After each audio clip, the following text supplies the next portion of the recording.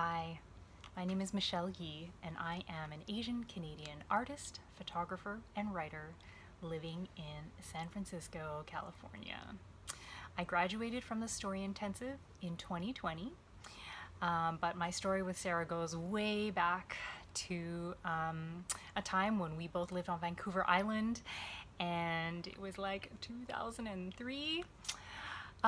Anyway, so I'm going to be sharing stories about my experience with the Sarah Selecky Writing School, with the Story Intensive, and how these experiences have impacted my practice as a writer. So stay tuned for more stories throughout the day, and exciting things are coming.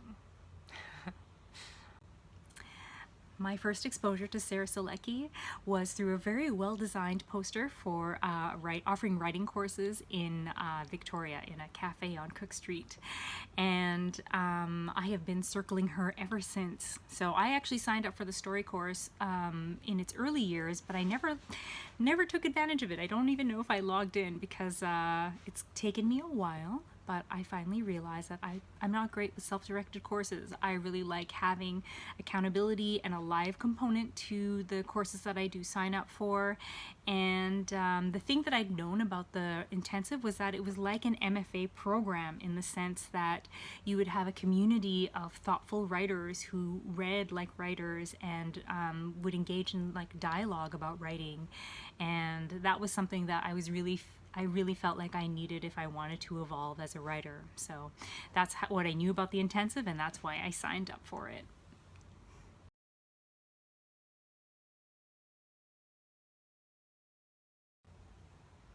My experience with the story intensive.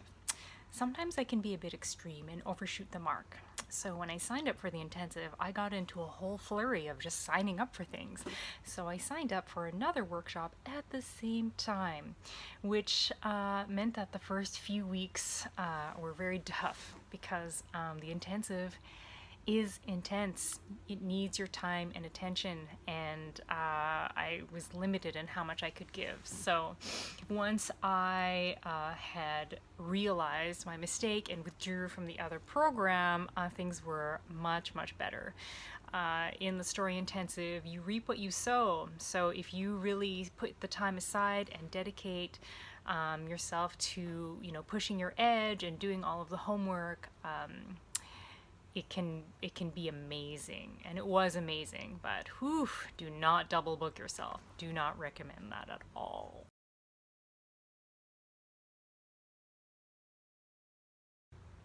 I think one of the most meaningful insights that I learned from the story intensive was learning how to read like a writer. Before the intensive, I was a greedy reader. I would just devour books and not really give them a second thought. But reading like a writer is much more thoughtful.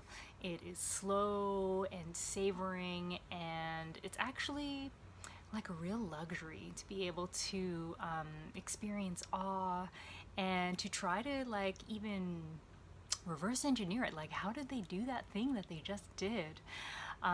It was something that I never felt like I had time for, so being given that as homework and making that as my new way of being just felt really indulgent and delicious.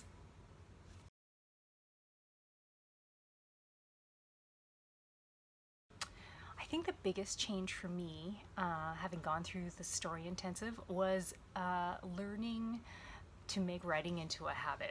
So writing is something that's been really sporadic for me, but because the program is designed with this like intentional sort of pace or rhythm, I became accustomed to seeing writing as something that is just as important as any other appointment that would be in my calendar. Like it went from, kind of something that was a little bit random to something that was regular and recurring.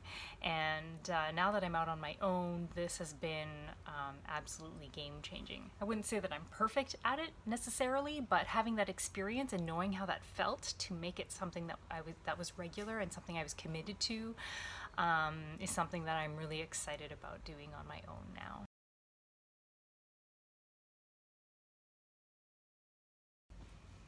In many of the writing courses that I have taken, I'm often the only person of color. And in all of the writing courses I've ever taken, the story intensive is the only workshop that I've been a part of where there is a community guideline issued right at the beginning that encourages you to check your biases as a reader, to make space for the possibility that you might encounter writing that's not written for someone with your exact life experience. For me, having had the experience where that was not made explicit, this gave me a great sense of safety and permission to write the way that I wanted to write and not for a specific audience.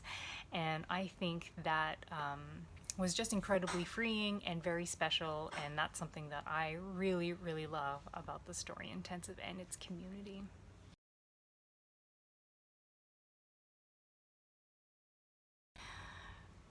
The most unexpected thing that that came out of my experience in the Story Intensive was the acceptance of the reality that there is no one way to write a story. In nearly every interview I've seen with any author, they are asked the question like, "How did you do what you did?" And they almost always say, "Well, this is what worked for me." And I realized that for the longest time I was just expecting for there to be like the one true way of writing a story, and that I just hadn't heard it yet or hadn't figured it out yet. But thanks to the Story Intensive and the series of interviews that Sarah does with a variety of authors, I learned that there isn't actually one true way. There is just the way, and you have to find it out for yourself.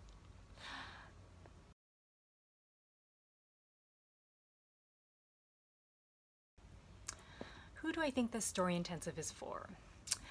I think the Story Intensive is for people who are ready to commit fully to their development as writers.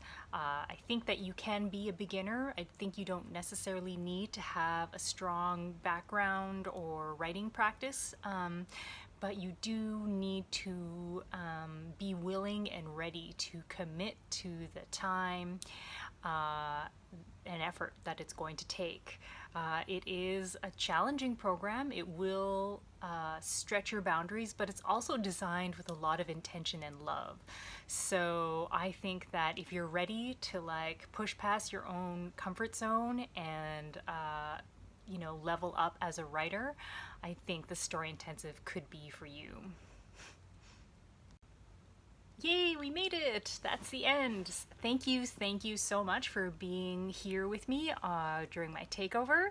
If you have any questions, we're doing an Instagram live with Sarah herself on Friday, so we will be sure to answer your questions then. So definitely tune in Friday, 4 p.m. Pacific or 7 p.m. Eastern Time. Thanks again.